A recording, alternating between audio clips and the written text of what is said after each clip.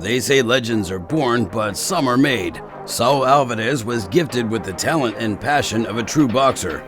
Saul Alvarez started humble beginnings on the streets of Mexico, where he was born. Nicknamed Little Cinnamon due to his red hair, Canelo's journey is nothing short of inspiration and pride for the Mexican nation.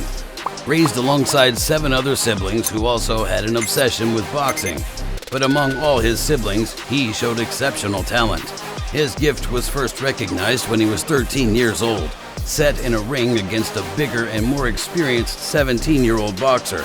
He was able to gain victory and dominated a boxer who had more training than him. This was the start of his remarkable journey and the road towards being a kind breed of boxer.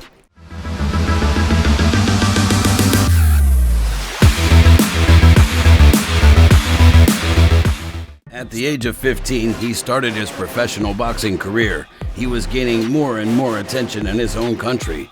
Many described him as this emerging star and a dawn of a new legend. He showed great versatility and discipline in his style.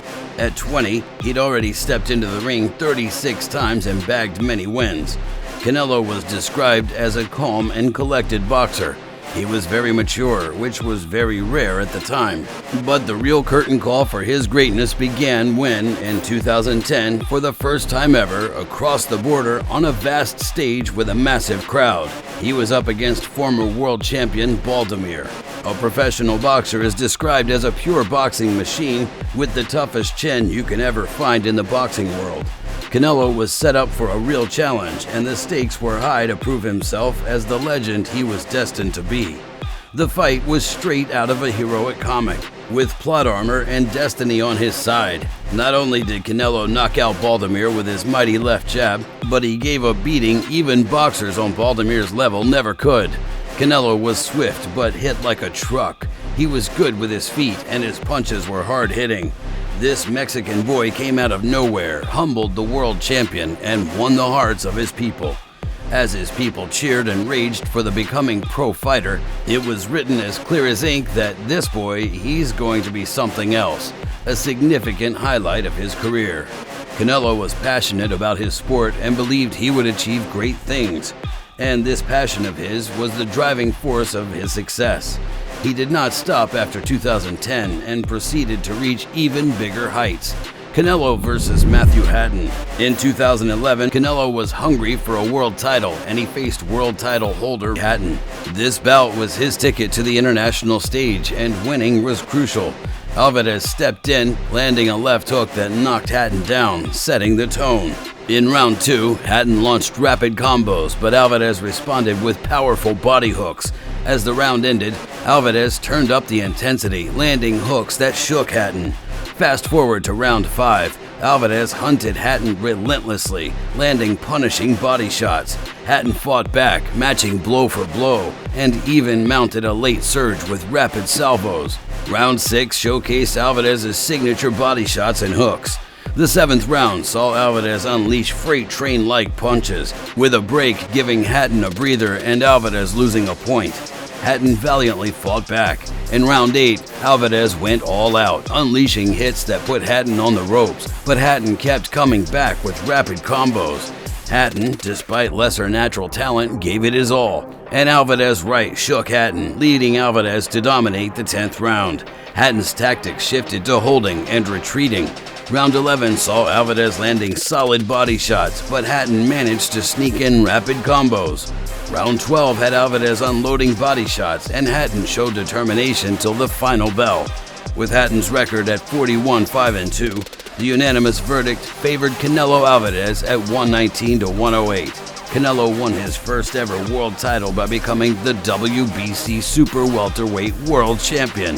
What a wild ride! Canelo was just getting started punching through veterans, and this Mr. Nobody had yet to make a name for himself. Canelo versus Austin Trout. On April 20th, 2013, Canelo made another highlight in his career. Austin Trout was an undefeated champion, a fighter said to be in the big boys league, as they say. Canelo strapped up his gloves for this fight to prove to himself and everyone else that he wasn't just some guy who got lucky and had what it takes to be recognized as a figure of power in the world of boxing. Just as you expected, Canelo was amazing and unpredictable in this fight. Every time this man was in the ring, he's able to bring something new.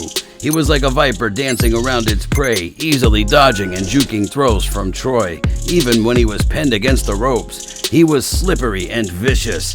In the later rounds, his right jab made Trout lose strength in one of his legs and was a literal spaghetti. Canelo beat Trout in the 12th round due to a unanimous decision and bagged another middleweight world title for himself. From here on out, many bigger challenges are going to be faced by Alvarez. Canelo versus Floyd Mayweather.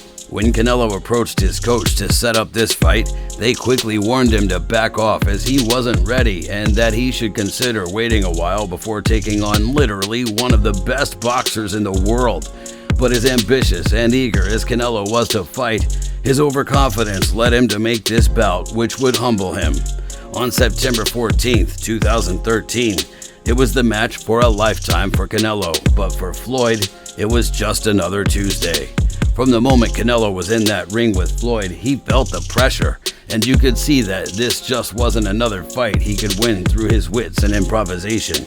He was up against the boxing wizard, which was the real deal. The fight was one-sided and in Floyd's favor, as Floyd was a much more experienced boxer, and you could tell Floyd was just in a different league than Canelo at the time. Canelo was mostly on the offensive, which did not turn out well, as Floyd was able to easily juke and slip past Canelo's attempts, and often retaliated with a quick blow to the face. Floyd would tap and test the waters to get a reaction out of Canelo, and with each mistake Canelo made, Floyd was quick as a viper to get a sting in. Floyd was dancing around with his quick light taps and fast ducking blows. Clearly, Canelo was caught in a ring with a predator just bigger than he was. Overall, Floyd had a better defense and ring IQ, which allowed him to get the edge. His counterattacks were his bread and butter for the fight. Canelo found it challenging to land a solid blow on him, as his defense was just too good for Canelo to handle. In the final round, Floyd won by majority decision. Floyd embraced Canelo with his two hands and gave his respect for his determination and guts. Floyd really can't miss an opportunity to hug his opponent. This fight was a reality check for Canelo and a significant setback. However, defeats are a lesson on their own, and it's not about how hard you get knocked down, but how you get back up. Such was the sheer will of Canelo, who, despite this major loss, was more determined than ever. This battle allowed him to get a real taste of elite boxing leagues and prepared him for what is yet to be his greatest comeback. Canelo versus Amir Khan. On May 7, 2016, what perhaps is the setting stone for his remarkable comeback, Canelo was to face the high-standing and beloved boxer Amir Khan, nicknamed the King, a boxer who is literally said to have everything in terms of boxing mechanics, the perfect warrior. But how would Canelo fare against such a fighter? The fight started with Canelo on the offense with hit and miss. Then both fighters began to jungle around and try to get an opening. Most of the first rounds consisted of them wearing each other down. Khan was up by 3 points by the third round. It was by the fourth round that things finally started to shake up. Canelo started to get pumped and was on the offense as much as possible. Khan could feel the pressure and it set up his moment. Khan could land pretty good blows on the head, but Canelo was a tough cookie and a more powerful fighter. He too was landing several body shots at Khan. The intensity was increasing and it seemed like Canelo was gaining the upper hand. The damage was stacking up on Khan as the body shots left him slower. And in the sixth round, Canelo landed a counter strike straight to the head and knocked him out. It was game over for Khan as he fell to the floor.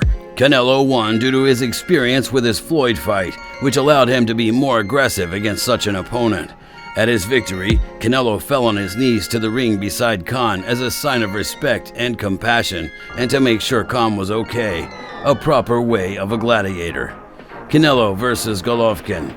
Canelo was to face his greatest opponent, his rival, and his equal in the world of boxing. an opponent who's known to be so vicious and blunt. Gennady Golovkin is known as Triple G. At the time, he was one of the best and most ferocious middleweight boxers out there. He was an assassin, the boogeyman, a boxer no one would dare to step in the ring with. But when you are Canelo, facing Golovkin was also risky as a business point for Canelo. If he got knocked out by the Triple G, his brand would be damaged. It was either running away from this fight or gaining a victory that would change his life and career forever. And we all know Canelo wasn't gonna chicken out. It was do or die. But when you're Canelo, you jump straight into the ring and get straight to business against your atrocities. If destiny was to set Canelo as the hero and star he was born to be, this fight was it. All stakes were on this challenge. On September 16, 2017, it was fight night for these two warriors. Never before were two equally matched and talented fighters put in a ring to face off. It was a 50-50 fight. Fight begins. Both are on the offense like machine guns, punches going left and right.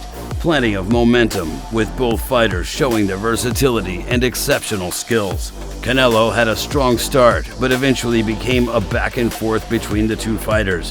Eventually, Golovkin started to get the upper hand, and it seemed as if he had won. Still, during the final announcement, the fight concluded to be a draw. It is officially a draw. Many controversies surrounded the decision, and many claimed Golovkin won that fight. The rematch was set a year from then. The crowd almost felt like they were scammed out of a good knockout, considering Canelo was in the ring. Canelo had to go under intense training and had to change his style. He had to play it more strategically and push Golovkin more, as he was not used to it.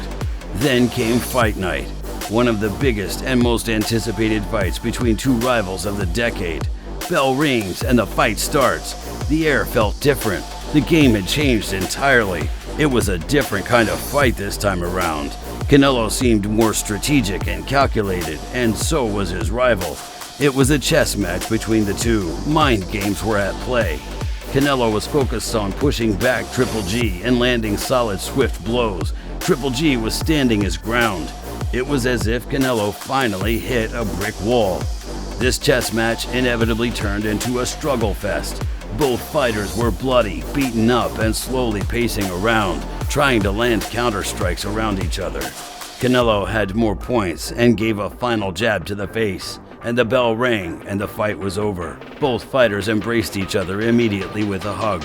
That symbolized their respect and understanding of the struggle with each other. Canelo won. This was it. The child that showed promise and was destined for greatness had lived up to his story. A boxer who stood in the ring against those they would never dare to. Truly a force of nature. Canelo was no longer just a celebrity or a star. He was now a legacy fighter in the world of boxing. His journey may not end here, and indeed this wasn't his last fight. Later he fought big names like Saunders and others. But his story up till now showed the beginning of a legend. Well, that wraps up today's video. What are your thoughts on Canelo's fantastic journey as a boxer? Let us know in the comments, and if you like the video, consider subscribing. Thanks for watching, and we'll see you in the next one.